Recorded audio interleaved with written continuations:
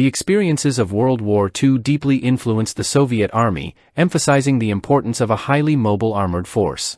Post-war, these battle-tested concepts were refined and expanded upon. Throughout the Cold War era, a range of armored vehicles were developed to fulfill various battlefield roles, among them the MTLB Multirole tracked vehicle. Originating in the 1960s amidst heightened tensions between the Soviet Union and the West, the vehicle was officially adopted later in the decade.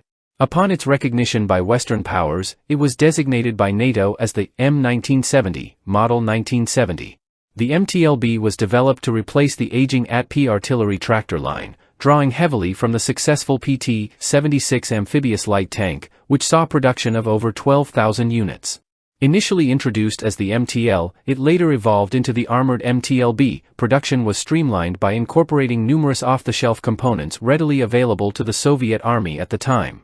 Manufacturing was overseen primarily at the renowned Kharkov tractor facility. The designation MTLB stems from its Russian translation, signifying multi-purpose, light armored towing vehicle. Most Soviet armored vehicles were expected to possess amphibious capabilities, enabling them to navigate moving water bodies independently. This eliminated the reliance on bridges or makeshift constructions by engineers, which could take hours or even days to set up. The MTLB was specifically engineered with this requirement in focus, boasting full amphibious capabilities. It could traverse water bodies using its tracks for propulsion, eliminating the necessity for a separate propulsion system. Another crucial characteristic shared by Soviet-inspired armored vehicles of that era was their low profile, aimed at reducing visibility and making them harder to detect and engage on the battlefield horizon. To adhere to this principle, the MTLB was designed with the lowest possible silhouette. Unlike vehicles with large powered turrets, it featured a small, one-man turret installation. Its hull was characterized by a nearly flat glassy plate, armored visors on the front panel, and a flat roofline with rounded hatches for the crew, including a pair of hatches along the forward section of the hull roofline. The armor comprised welded steel, providing maximum protection with a thickness of 14 mm. Typically operated by just 2 crew members, the vehicle could comfortably accommodate up to 10 or 11 passengers on inward-facing folding canvas seats. The MTLB featured a 2-man crew compartment at the front of the vehicle, housing the driver and commander/machine gunner, while the power pack was located on the aft left side of the hull. Positioned at the rear, the passenger compartment boasted twin-hinged access doors for quick entry and exit. These doors also incorporated firing ports, allowing occupants to use personal infantry weapons to defend the vehicle's most vulnerable face against infantry attacks.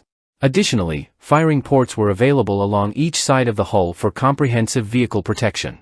The primary armament consisted of a single 7.62 mm PKT series machine gun, complemented by 2,500 rounds of ammunition.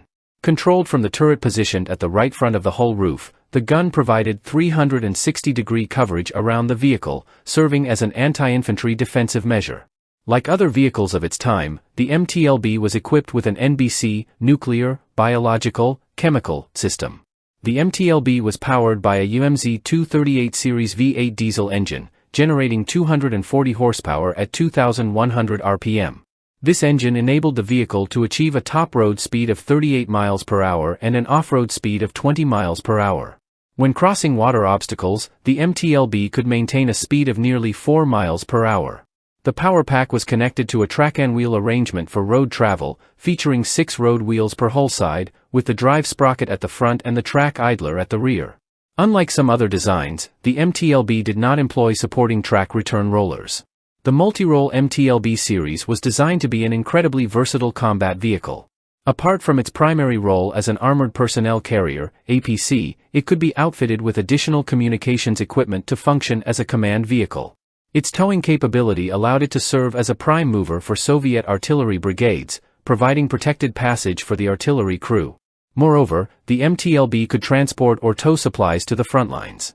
Variants of the vehicle served as large-caliber mortar carriers and mine dispensers, while others formed the chassis for surface-to-air missile (SAM) systems, such as the SA-13 Gopher, and self-propelled guns, SPGs. The adaptability of the MTLB extended to less glamorous roles as well, including combat engineering, battlefield ambulance duties, and general support functions. Standardly equipped with 13.8-inch wide track links, some users opted for the wider 22.24 variety to improve ground pressure and traction in loose terrain like gravel or snow. The MTLB gained widespread popularity across the globe, particularly among nations and states aligned with the former Soviet Union. This included countries such as Bangladesh, Bulgaria, Czechoslovakia, now the Czech Republic and Slovakia, Finland, Georgia, Hungary, Iraq, Nigeria, Poland, Romania, and Ukraine, among others. Sweden acquired approximately 460 units from ex-East German stocks, designating them as the PBV 401.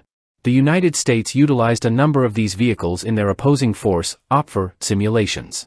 Former operators of the MTLB include the East German Army, Germany proper, the Soviet Union, and Hungary. In a bid to replenish its armored corps after the American-led invasion of 2003, Iraq is slated to receive around 500 ex-Bulgarian units as part of a 2012 agreement. Original MTLB production was undertaken in Bulgaria and Poland as well. The modern Russian army currently operates approximately 1,500 MTLB vehicles in active roles, with an additional 5,000 or so held in storage, highlighting the extensive Cold War-era production of these valuable vehicles. The MTLB has been either supplemented or replaced by the BMP-3 Series Infantry Fighting Vehicle, IFV, which offers enhanced capabilities including tank-killing capabilities, improved anti-infantry defenses, and seating for up to 9 infantry passengers.